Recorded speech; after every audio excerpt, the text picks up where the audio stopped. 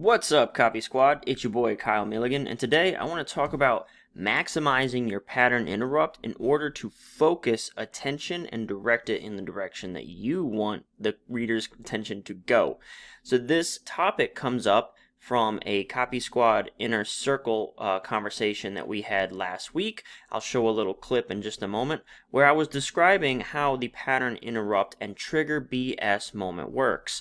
Now, trigger BS is a bit of a proprietary term that I use to describe how I want to really hook the attention of a reader or viewer so that they dig their heels in, they feel challenged, and they don't go anywhere.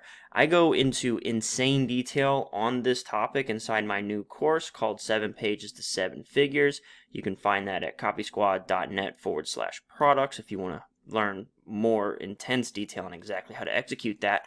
But for the purposes of this video, I want to give you sort of the bullet points. So I was at a conference and I was hanging out with other marketers. And again, when you hang out with marketers who are offer owners or business owners or folks who may not be in the actual field of writing copy as their daily job, they sort of have a broader view on copy in general, and they sort of see things from a more, maybe not the same rookie level, like 10,000 foot view, but more of like a 5,000 to maybe 1,000 foot view, while a copywriter sees it in terms of like hundreds of feet or 10 feet. You know, they almost see the trees instead of the forest when you're doing copy. I try to analyze every single tree. And while talking to some of these very successful marketers, they were sort of describing the challenges of copy and compliance in today's climate with the way that legal crackdowns are going and the way you can't make the same sort of big, bold promises that we used to be able to make just a few years ago. And one of the things that they were talking about a lot was the softening of the big promise. The fact that, well, you can't make promises anymore.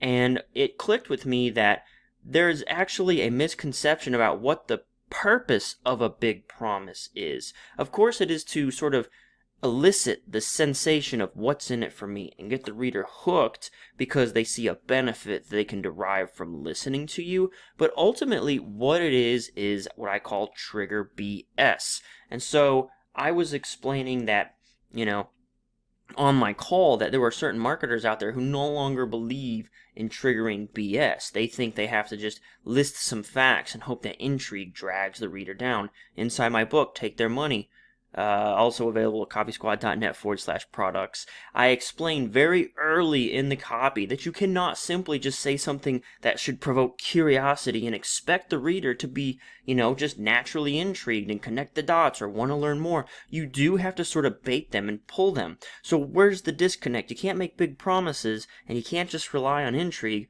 What do? Well, the answer is trigger BS. So one of my call participants asked, well, if they don't think you're supposed to trigger BS, what do they think you're supposed to do instead?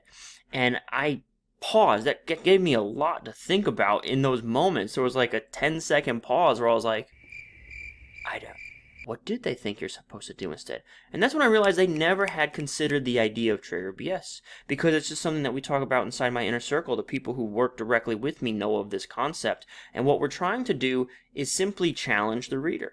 We're trying to push the boundaries of their skepticism to a point where they're on the cusp of believability and skepticism, where you're going to evoke maximum scrutiny. So in the call, I explained to my attendant or member, or whatever I should call him, my Copy Squad Inner Circle member, that this sort of thing just simply hadn't come across their purview. Like it's not on their radar to trigger BS. Instead, they're still thinking of too high level of terms. They're still thinking in terms of big promise, and pattern interrupts are like dropping sticks of dynamite. That's something I talked about in one of my recent videos. That's one of my pet peeves. Someone who doesn't understand the pattern interrupt trigger. So again, inside of a lead, there's separate things. There's a pattern interrupt. There's a trigger BS moment. There are all these little techniques that have to be stacked on. I say there's 5 in total that you really ought to be familiar with and master. And I go through all those inside the 7 Pages course.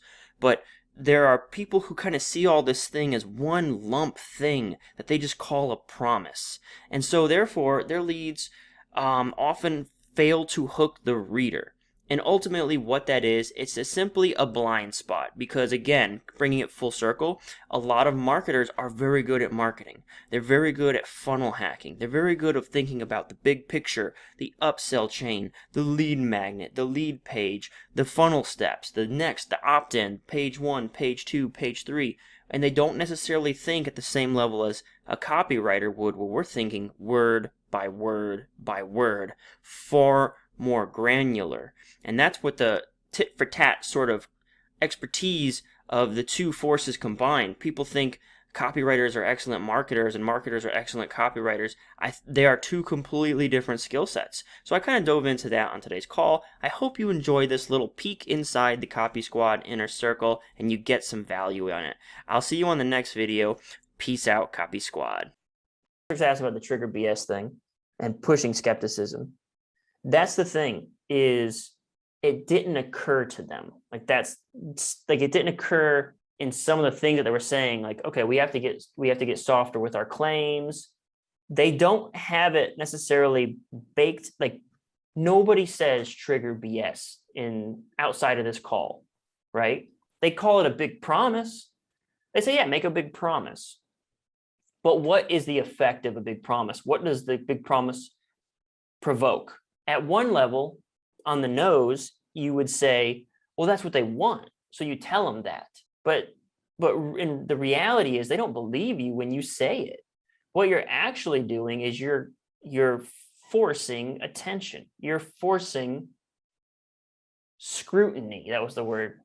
You're forcing them to scrutinize you. And whenever they're scrutinizing you, that's where you want them. That's why people do stupid pattern interrupts that are just annoying and just incongruent with what they're talking about, because they want to force your attention. So they do stupid stuff. But if I can get you just to dig your heels in and feel challenged and feel like, I don't believe you, mister, you better prove it, you are scrutinizing me. And that's like the most focused attention I could ask for. Mm-hmm. So the question is, what do they think they should do instead of trigger BS? I don't think trigger BS has ever naturally occurred to most people. To most people, they just think you're supposed to make some big promise. And like most journeyman copywriters or rookie copywriters or people who work in a production line or in some capacity in a publisher, like a financial publisher that's not copy, they say, oh, well, all you do is you just promise them they can make $1 million and that's all you got to do to be a copywriter.